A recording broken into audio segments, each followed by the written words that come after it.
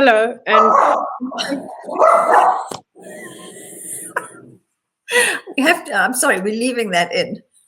No, leave it in. Uh, we have been trying to get started and record this for how long? uh, I've decided that when stuff like this happens these days, I'm just going to laugh because there's so much coming our way. So no, I do apologize for my little dog who's been quiet, and the moment we hit record, now he's going to announce his presence. But we're leaving it in because we keep it real on this podcast. So And actually, yeah. And actually, the laughing is good. The laughter is good. We look any goodness. opportunity just to get to shift the nervous system. Hey, Di. Yeah, Yeah. and especially now, and I've always said, I've always loved South Africans' ability to laugh at really, really challenging situations. Somewhere, someone will find the humor in it and share that. So even when Yeah. it's like frustrating to the nth degree, you can still laugh at it. And I mean, these last 24 hours. Like, what? Joe, what is going on with the planets? Can we blame it on the planets? There's that meme that where all the planets are in a line and it says, "Stop blaming us for all the things that you are." but there is something big going on. And I always take the broadest stroke because there's so many movements that are happening all the time. And if we had to focus on all of it, it gets very overwhelming. And that's never the point of it for me. The point of it for me is how can it create a level of self-awareness for you. So the processes that stop for a while and that we can actually be in, that's what I want us to sit in. And there is a big one because Mars has entered Leo, and that actually it happens. It happens every 2.5 years. But what doesn't happen often is when Mars retrogrades, right? So a retrograde is the illusion of it going backwards, but energetically, what it is it's the opportunity just for the universe, kind of the cosmic energies, to get us to reflect on what we are currently doing in that space before it then moves forward again. And the last time we had Leo enter Mars, then retrograde back to Cancer, and then go back into Leo for its full cycle was in 2009. And that's what makes it rare. Okay. That's what makes it rare. And the thing with Leo, first of all, Mars, if we just look at Mars as the planet, the big red, well, little, but the red fiery planet, right?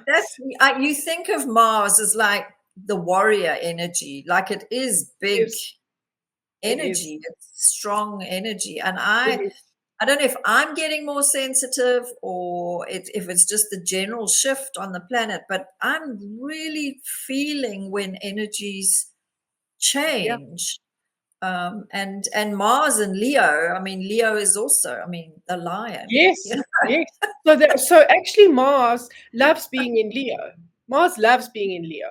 We might not like Mars being in Leo, but Mars loves being in Leo. Because Mars is saying, what are you doing with your courage? What are you doing with your passion? What are you doing with your purpose? That's the one thing. And then the other thing is what anger, frustration, irritation is bottled up inside. So it's those two different, and it can feel extreme. And Leo is, as an archetype, it's the performer. So it's, what am I doing to stand in the spotlight of who I am? And so Mars is saying, do you have the passion and the drive and the commitment to stand in the spotlight of who you are? And then on the other side of it, Mars is also saying, how frustrated and irritated are you with yourself or others that you are not claiming the spotlight? So a lot of things can come up during this Mm. time. And that's so much of what I'm getting from people. Like, I'm so grateful that people know and understand that you can message me and I will respond. And the Mm. messages that I've been getting, it's exactly that question. It's I've, a lot of people have been saying, I'm on the brink of going to war with my sibling, or Mm. I why am I so frustrated with myself? And in absolute transparency, I made what is just such a simple mistake on an email that went out, and I was so furious with myself that I actually had a friend of mine who I vented to in the process. After I'd calmed down, she actually sent me a message and she was like, "Don't you ever speak about yourself like that again," because it was Mm. traumatic for her to hear me in such like low esteem. So we're witnessing our low esteem. We really, not everyone, and I'm always Mm. saying that, some people can be flying in this energy right now. Some Yeah. people, the passion Yeah. is there, they know what they're doing, they're in the spotlight, they're grabbing the spotlight, they're on the go. And other people could really be feeling that frustration. And the other thing, Di, is things that you thought that you dealt with, like done, like done, Yeah. that also can come up because once again, Leo is saying, are you really that confident to take the stage and to be the performer in your life and be the Mm. leader you're supposed to be the creative you're supposed to be? And Mars kind of like niggles at it to make sure that it's really cleaned out and it's not just hanging on the surface. Yeah, I really the image that I get or I'm getting is that we're being shepherded towards, like, when the champagne cork pops. So there's a Mm, buildup in the mm. bottle. When it spontaneously pops, there's a buildup of pressure. And it feels like we're being shepherded towards it so that we can pop out, but we can't pop out with all of the stuff that we're That's carrying. that is And I such a beautiful way of putting it. and I think that anger and frustration and that are emotions that we would rather not have. It's not spiritually nice to be angry. I'll never forget a friend of mine receiving an absolutely vitriolic email number of years ago. Someone thought she was encroaching on their territory, and it was such a poisonous email. And at the end, it was in love and light. And I was like, what? We both just laughed. In love and light, all this vitriol in love and light. I mean, I've been to so many readers, therapists, Ayurvedic practitioners who've said to me, "You're sitting on so much rage." And I went, "Me? I'm Me. like the most spiritual, laid back person. I know me, angry, but I know that anger, if something triggers my anger, I'm actually Yeah. shocked at Mm. what is there." Yeah. So Yeah. it really makes sense with the Mars Leo energy that we are being challenged. Like, deal with your shit. If you And want this amazing life, if you want this abundance, if you want all these things that you dream of, yeah. you have to go within and deal with that Yeah. first. Yeah. Someone the other day asked me, like, literally, because, in the personality blueprints, it's based off your birth chart. So, and I'm quite specific with, do you know the time of your birth? How close can we get to it? Because then Mm. what's happening is we are seeing, like, what is your rising sign a couple of degrees off. And a perfect example is Mars can be in your seventh house, which is going to impact relationships and how you relate. But if the time's a little off, Mars could be in your sixth house, which is still this lower part of the astrological profile, which now says, how do you find balance within your own life before you can relate? So that timing is important. And she asked me, how does it work? Like, how does it work at the moment of your birth that gets activated within you, right? And the how it works is everyone has an idea of what a tuning fork is. We can even use either a tuning fork. You can even use a singing bowl. You can use anything that you would activate, and it makes a noise and it sends out a vibration at that moment that you are born. That vibration is activated. And what is the frequency of the cosmos and the frequency within you now vibrates at the same time. And that's it. And it vibrates for your whole life in that exact tune of who you are. But what's happening is you're vibrating at that tune the whole time. And astrologically, everything is moving. So that tune is changing. And either it's in harmony with you or it's not in harmony. And you've got to find that balance. And that's what it is. So a lot of times what Mars is saying you need to look at your vibration, because everyone wants stuff. I mean, everyone who gets hold of me, they want stuff. I want, why hasn't the job come? Why hasn't the relationship come? All those different kinds of things. But are we really paying enough attention to how attuned we are? And not, you don't have to know what's happening astrologically, but if something feels off, then to come back to yourself and say, how attuned am I to making sure that what I'm messaging out, and it's not words, it's absolutely not words, it's what's your ability to stay in the present moment. And it's so importantly, what is your connection with your nervous system? And that's what you were saying. That's what you were saying, because triggers are so perfectly related to that. Yeah, they are. Yeah. They are. And once the triggers are no longer there, it is like someone saying, oh, I haven't spoken to my sibling for 13 years. I'm over it. But every time they talk about that person, this anger just comes, boiling to the surface. You're not over it. You wouldn't have to say, I'm over it, if you were over it, because it wouldn't even be a thing. And that's, Gabor Mate talks about that so much, about trauma in the body. Is like, yes, you can.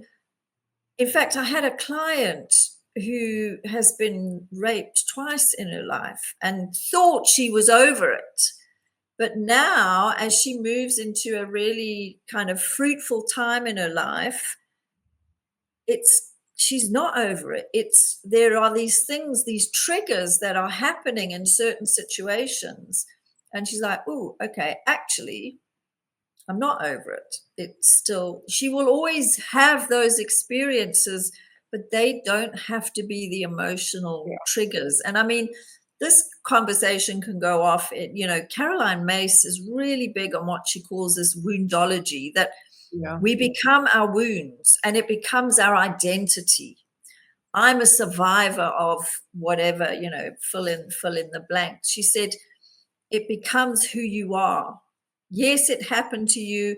I'm not in any way diminishing some of the revolting things that have happened to people, but it's not who you are. It happened to you. And I think I think a lot since the beginning of the year, a number of these big planetary shifts are really pushing us to look within, because you can go and sit in front of an expert, a professional, and talk about it.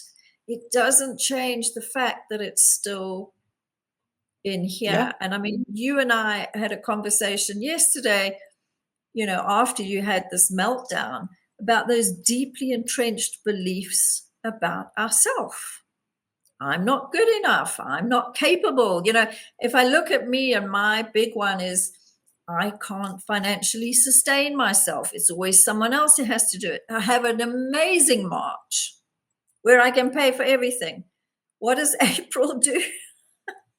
April just Yep. comes ramping right back in and going, okay, let's just feed that little belief. And I'm really having to dig deep, going, I will be Yeah. fine.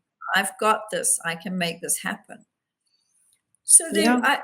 I think we underestimate how deeply these emotions like anger and frustration and Oh, hurt, when you fall out with a family member.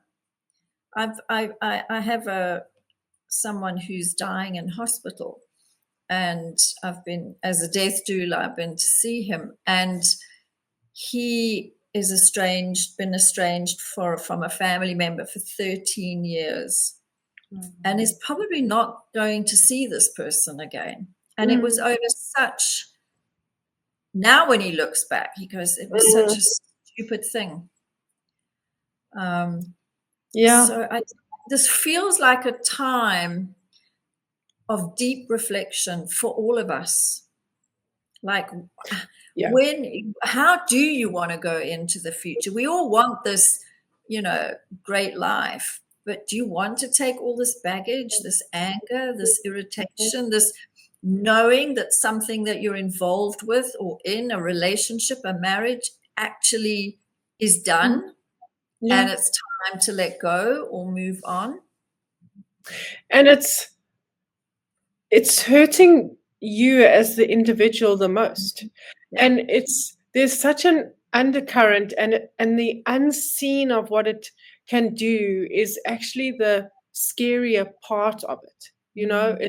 It's this, what is happening in your physical body that you don't even realize is happening, because you are not, you have not had the capacity to let go of this. And in the letting go, I am such a believer that we need a dose of therapy, we need some kind of counseling, we need coaching, whatever it is, whatever it is. And I am so open when I work with someone at some point to say, I'm absolutely your self-awareness guide. I'm so here to support you. And yes, we work through all this stuff, but in the space that you're in, this is therapy stuff.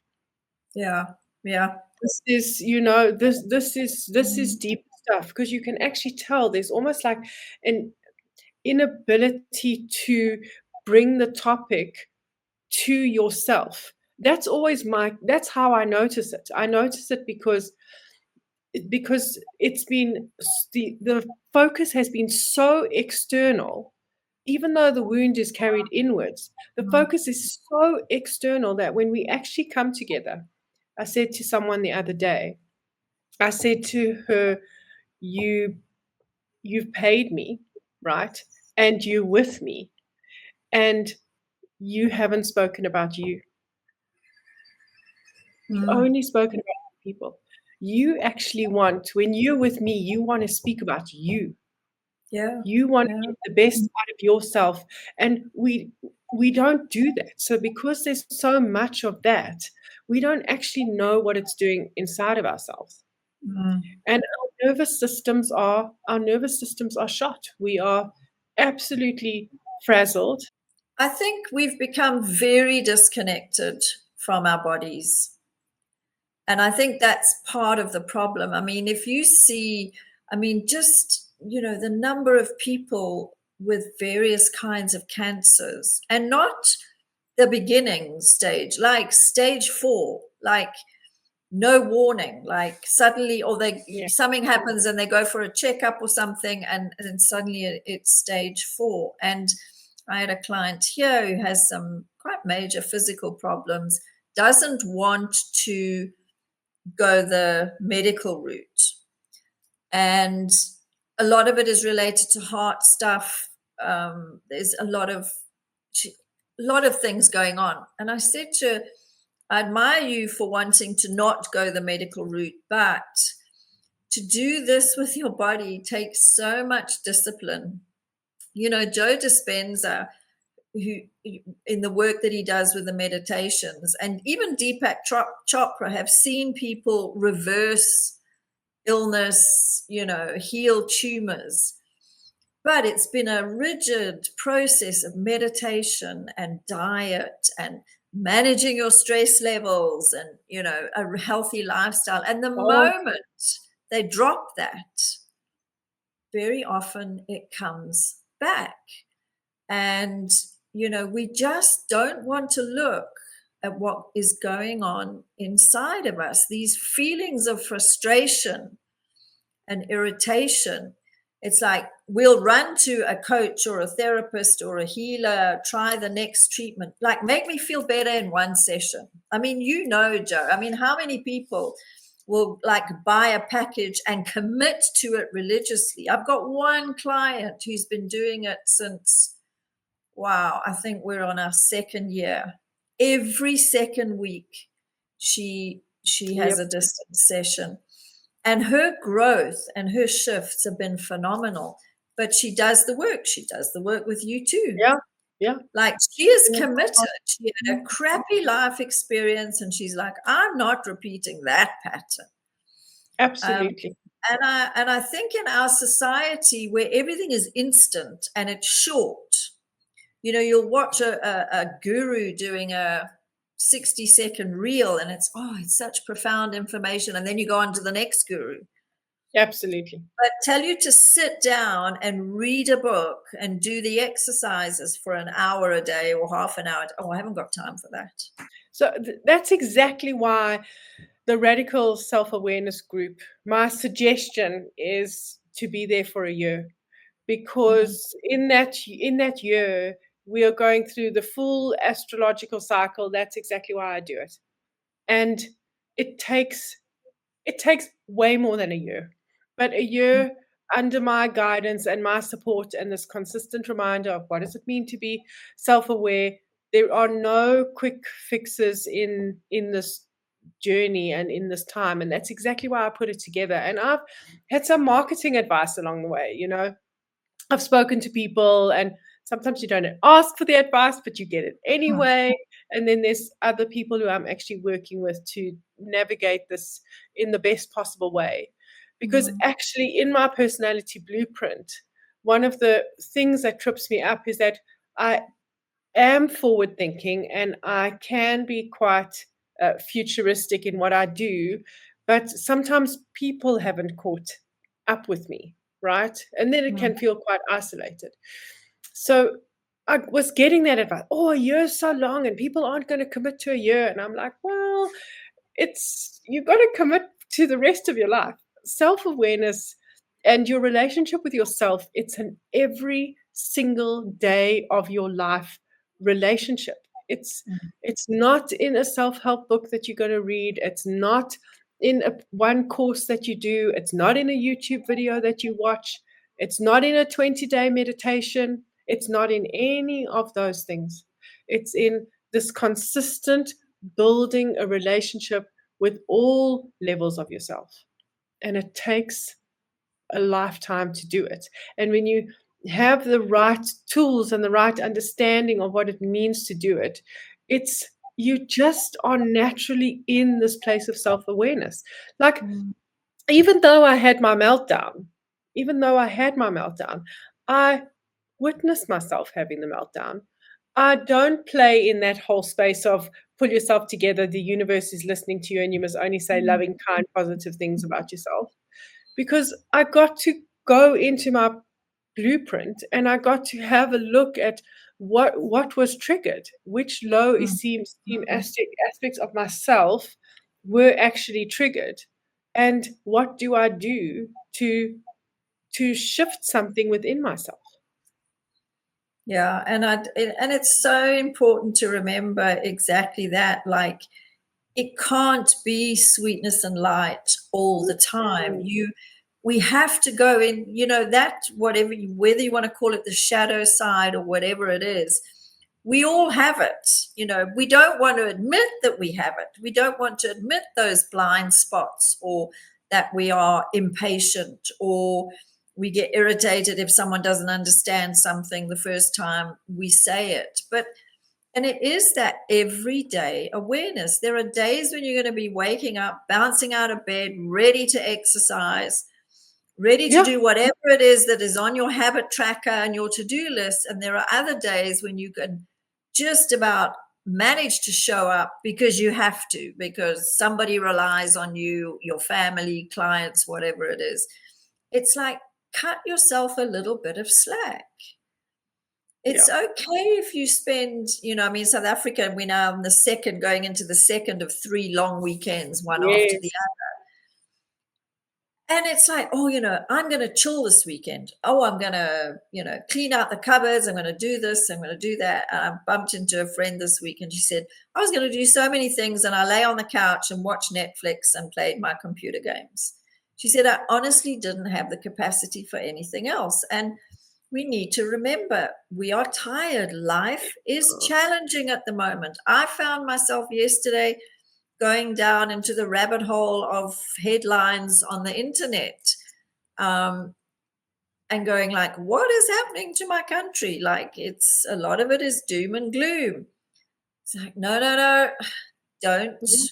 go down there. Focus on where you are and what you can do to make a difference. Like, pull it back, because it makes you feel anxious when you start reading that, and then the mind loves it because then it just goes on all kinds of Loves it. trips. And I love that you said, like, you were able to witness yourself Yeah. having the meltdown, and it's like, oh, look, here it comes again. I thought I'd work through this. No, it's back. It's not who I am. It's something in me. Yeah. And every time, and we've both said this over the last couple of years, every time we go into it and one of us will reach out to the other one and going like, I'm really struggling, but it's quicker. The Yes. the the Yes. comeback is quicker. So Yes. yes, we have to have the meltdowns because it's a way of processing the emotion. Can you imagine if you didn't have that meltdown and you went, no, I'm Joe, I'm the self-awareness coach, I can't be seen to be weak and vulnerable, and you internalize it. And the next thing you know, you're having a screaming match with your sister or Yeah. throwing a tantrum at your nephews because that hasn't gone anywhere. It's the Yep. same as grief. I had a meltdown on Monday night. It was my 36th wedding anniversary, my 6th Easter without my husband. It was hard. And then a friend sent me these beautiful photos of him serving on the altar at the church. And I just completely broke down. It broke me. It broke my heart. I had to do that. Absolutely. I can't internalize it and go, no, it's 6 years, die, get over yourself. No, that's Yeah. not the Yeah. way. So, yes, feel those like, oh, I can't do this. I'm going to be homeless soon. I don't have food to eat, whatever it is. Feel it and then go, Yeah. no. But then get it out the way. So the Yeah. difference is I had the moment and I got hold of the friend and I absolutely fell apart and I said terrible things and I cried my heart out. And I got up the next day and I did something about it. Mm. And I'm sharing it now because it's an opportunity to learn.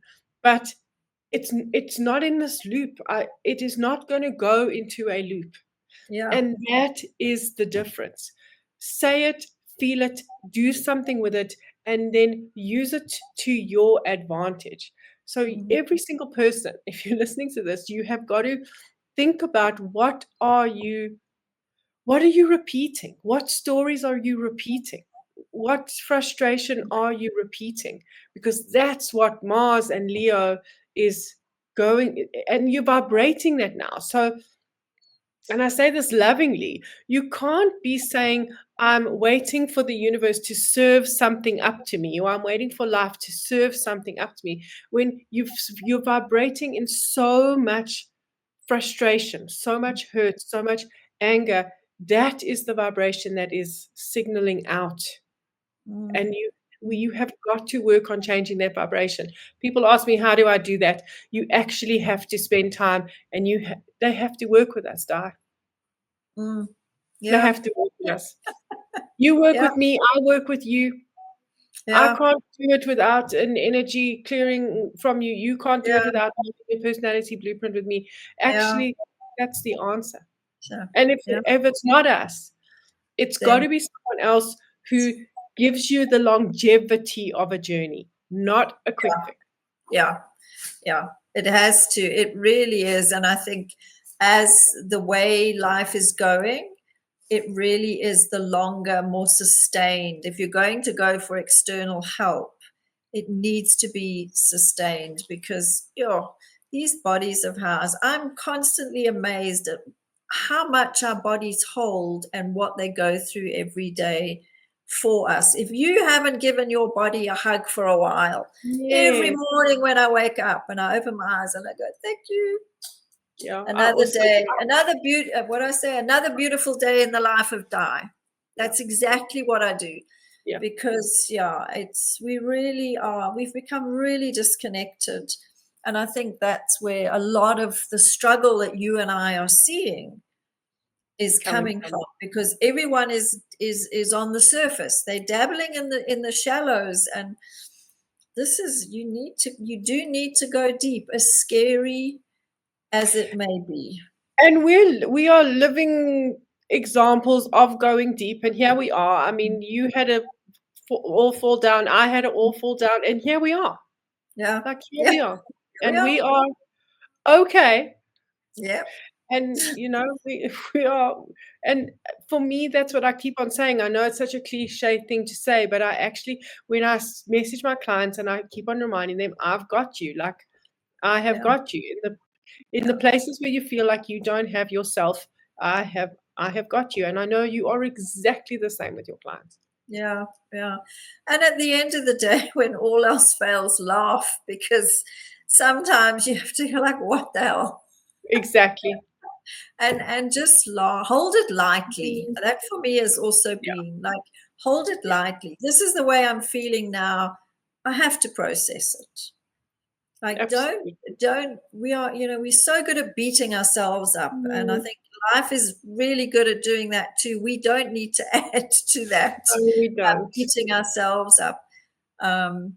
Yeah. Or if we do, like, go, okay, that's now I'm moving on. Don't stay in that space. Go into that slide of like, oh, I'm useless, and what's it? Yeah. No, what? Nobody loves me. Everybody hates Mm. me. I'm going to go and eat worms, or whatever that little rhyme is. We don't Yeah. want you to eat worms, please. And if you feel that way in the moment, feel it, but pay attention to feeling it. Yeah. So that you feel what it brings up for you, so that you know what to work with. Yeah. Yeah. That was beautiful. Thanks. It was. Thank you. We made it. We did. And Fergus kept quiet. Yes. Fantastic. Thank you, Fergus. Okay. And with that, we hug you with that. We Yes, really we do. did. Big, big hugs, and we will see you next time. Bye-bye. Bye.